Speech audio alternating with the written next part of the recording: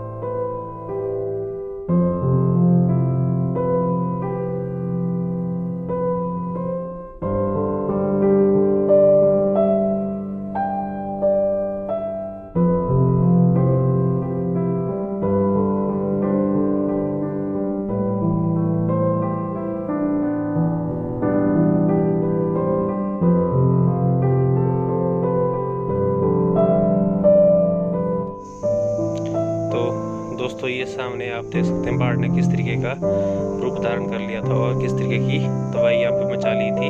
और ये कुछ सामने आप कर देख सकते हैं जो कि बाढ़ की चपेट में सबसे पहले आए थे, जो कि इन बड़े बड़े पत्थर होने की वजह से लगभग बच गए थे, लेकिन इन घरों के साथ जो गाड़ियाँ लगी हुई थी उसमें से कुछ गाड़ियाँ जो फ्लड था वो अपने साथ ही लेके गया, और जो कुछ गाड़ियाँ बच गई वो आप सामने स्क्रीन में देख सकते हैं। और आप ये भी देखिए कि नदी ने किस तरीके का रूट अपनाया और किस तरीके से क्या नाम नदी ने यहाँ तबाही करते हुए नदी आगे बढ़ती गई, और कुछ हिस्सा नदी का डाइवर्ट होते हुए बाजार की तरफ यहाँ से निकल गया, जिसने बाजार में भारी तबाही मचाई है।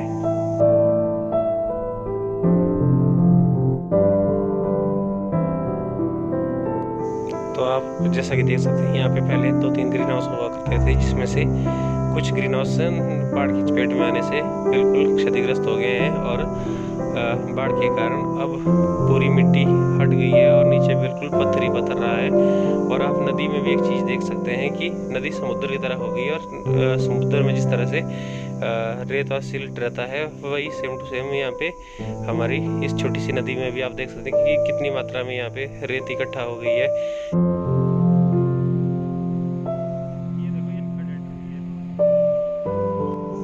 ये आप सामने देख सकते हैं कितनी मात्रा में बालू इकट्ठा हुई है, और ये वो ग्राउंड है जहाँ से गाड़ियाँ बाढ़ अपने साथ लेके गई है, और ये कुछ एक गाड़ियाँ हैं जो बच गई है जिन्हें लोग रेस्क्यू कर रहे हैं। अब जो बाढ़ में बह गया है वो तो बह गया है, लेकिन जो बच गया उसे लोग बचाने की कोशिश कर रहे हैं। तो इस समय मैं जहाँ पे खड़ा हूँ वहाँ से 20 दर्जनों गाड़ियाँ बाढ़ अपने साथ लेके गई है, क्योंकि ये वो स्थान था जो आज से पहले सुरक्षित माना जाता था, इसलिए सभी लोगों ने अपनी गाड़ियाँ यहाँ पार्क कर दी थी। लेकिन किसे पता था कि भगवान को कुछ और ही मंजूर है, तो यहाँ से आधे से ज़्यादा गाड़ियाँ अपने साथ बाढ़ लेके गई है। और यही वो पॉइंट है जहाँ से बाढ़ ने बाज़ार की तरफ अपना रुख दोबारा से किया था, और यहाँ से एक बार फिर से बाढ़ ने नदी का रास्ता छोड़ते हुए बाज़ार का रास्ता यहाँ से अपनाया था। और आप देख सकते हैं किस तरीके से गाड़ियाँ क्षतिग्रस्त हुई है, और गाड़ियों के साथ साथ लोगों के मकान भी बहुत ही बुरे तरीके से क्षतिग्रस्त हुए हैं। और बाढ़ आप अपने साथ देख सकती है कितने बड़े बड़े पत्थर और पेड़ लेके आई है।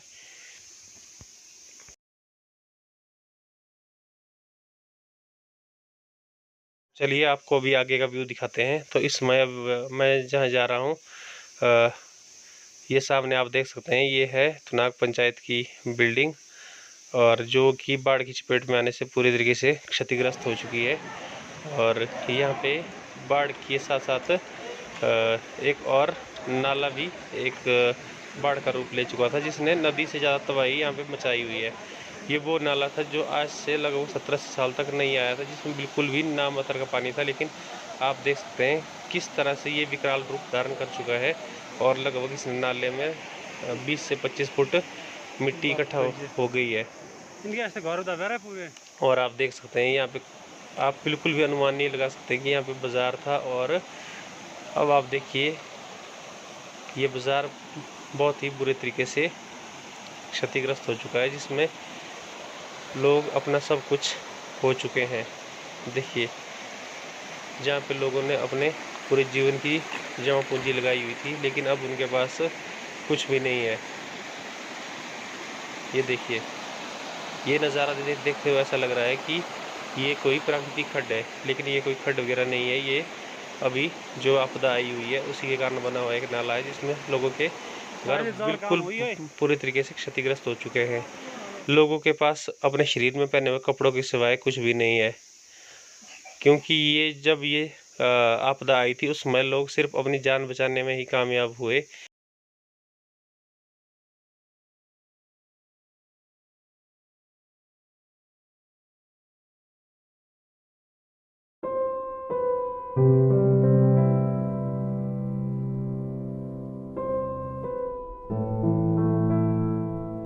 दोस्तों यहाँ पे भी 3-4 मकान थे और मकान के साथ ही लगभग 6 से 7 गाड़ियाँ लगी हुई थी।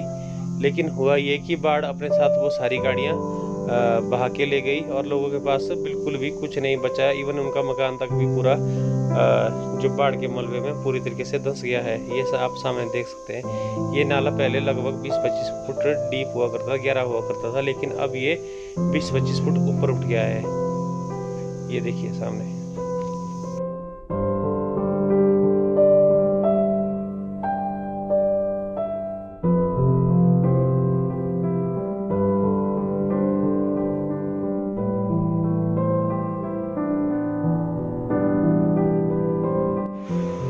साथ ही ये जो हादसा प्राकृतिक आपदा के कारण हुआ है, ये सराज घाटी के थनाग में लगभग 4 बार हो चुका है। और इस बार जो ये हादसा हुआ है, इस हादसे ने लोगों को बिल्कुल बुरे तरीके से तोड़ के रख दिया है। लोगों के पास अब हिम्मत नहीं है कि लोग अब कुछ कर सकें, क्योंकि इस बार जो जिस तरीके की तबाही हुई है वो आप देख सकते हैं कि वो मेरे शब्दों से भी बयान नहीं हो सकती है। वो आप देख सकते हैं कि नाग बाजार जो कि एक व्यापारिक बड़ा बाजार है, लेकिन अब वहाँ पे मिट्टी और मलबे के सिवाय कुछ भी नहीं है। आप देख सकते हैं पूरे बाजार की जो एक मंजिल थी वो पूरे तरीके से मलबे में दब गई है और कई मकान क्षतिग्रस्त हुए हैं और दर्जनों गाड़ियाँ से बह चुकी है और जो बाजार है वो नाले का रूप प्राप्त कर चुका है। तो ये आप देख सकते हैं।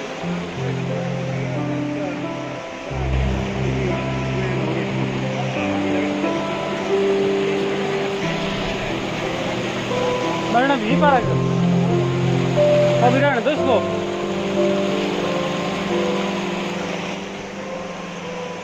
इस नाले ने जब बाढ़ का रूप धारण किया था तो ये सारी दुकानें पूरी तरह से क्षतिग्रस्त हुई है, लेकिन कुछ एक दुकान ऐसी थी जिसमें थोड़ा बहुत सामान बच गया था, तो लोग उसे निकालने की कोशिश कर रहे हैं। माल का ना चढ़ी माल थी बसुर ना ये पूरी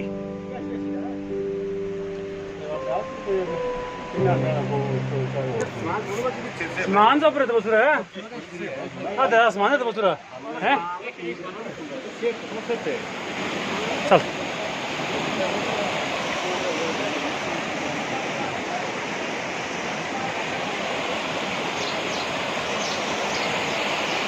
देखिए बाजार का क्या हाल है। मेरे लगा कर दो पाँच लग रहा धुड़ाई का साफ ये तो बड़ा मॉइस्चर है बड़ा मॉइस्चर बड़ा पानी मॉइस्चर बड़ा। गुरु जी ठीक है, आप परिवार ठीक है?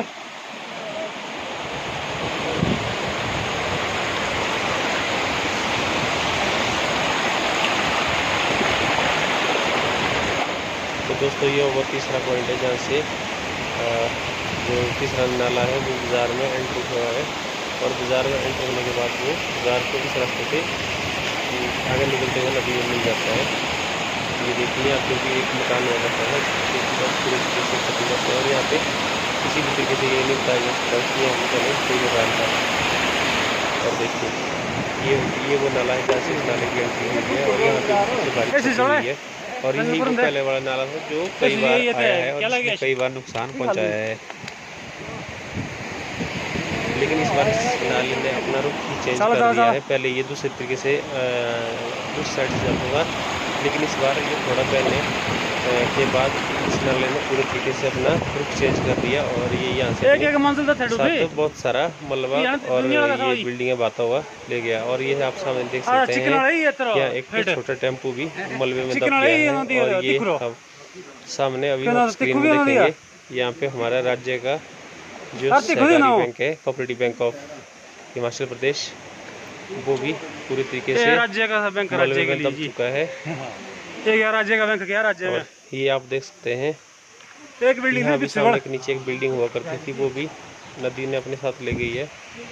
और इधर देखिए कितनी तादाद में मलबा यहाँ पे पहुँच चुका है, जिसकी कोई भी हम अनुमान नहीं लगा सकते। यहाँ पे पिछली बार जब ये मलबा आया था तो यहाँ पे बिल्कुल बहुत ही ज़्यादा मात्रा में पेड़ आए थे, लेकिन इस बार जो ये मलबा आया है इसमें बिल्कुल पत्थर और रेती आई है।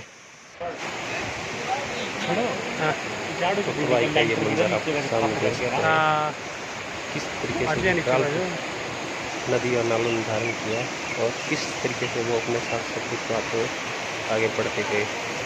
इसमें सैकड़ों गाड़ियाँ, सैकड़ों मकान और कई लोगों की जिंदगियाँ ये बाढ़ अपने साथ बातें में ले गई।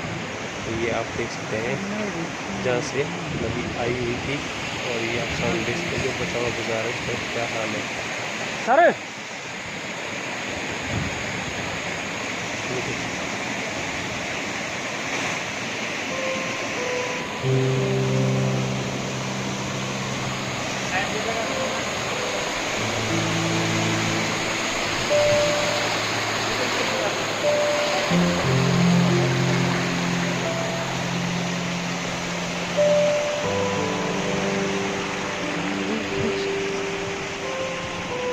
यहाँ ऊपर से भी 5 गाड़ी देखो।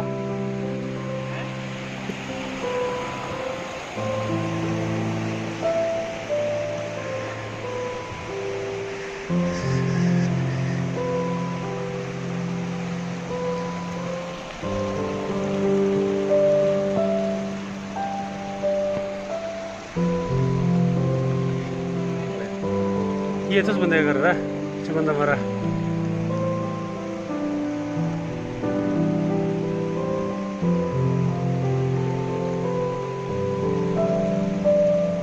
ये तो पिछली बार जितना था उससे डबल ट्रिपल आया।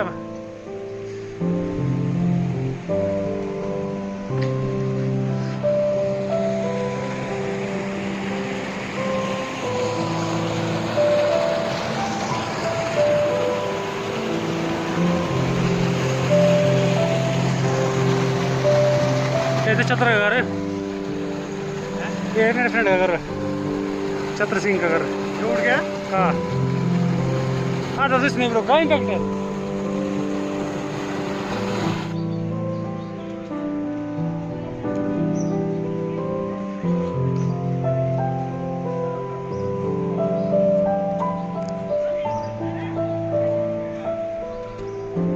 ये तो जूती दुकान है ना। इस बार में भी चप्पल तक नहीं निकालने मिली।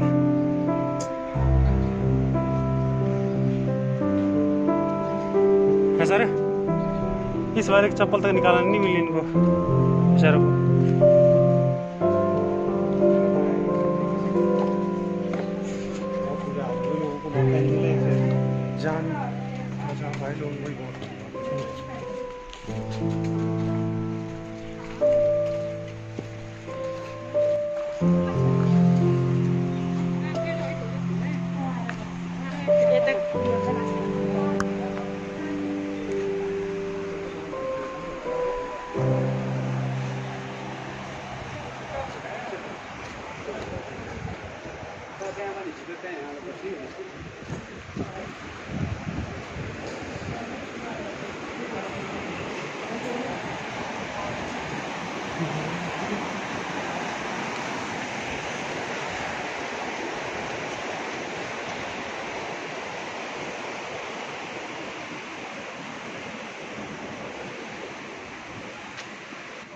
ये तो बात आम बीती साहब में ठीक, मैं ले आऊँ।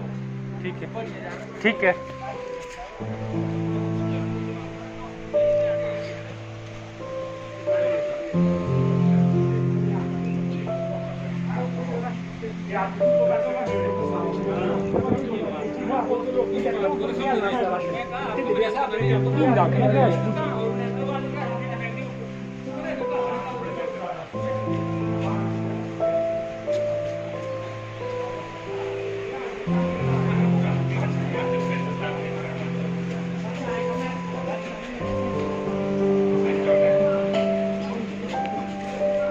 ठीक है आप लोग ऊपर हैं सर ठीक है चलो छोड़ा हुई चीड़ घर से ना एक थोड़ा सा न लो ऐसा ठीक है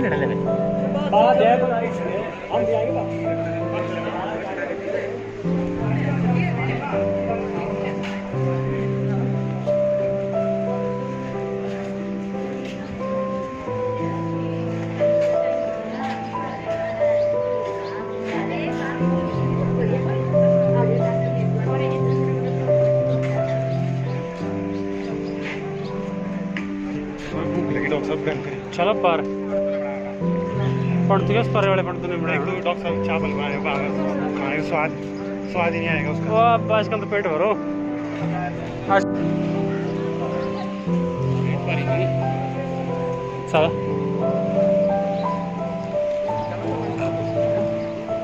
इस पुलिस भाई बस करें दे बार ये बार हाँ हाँ ये शिफ्ट करे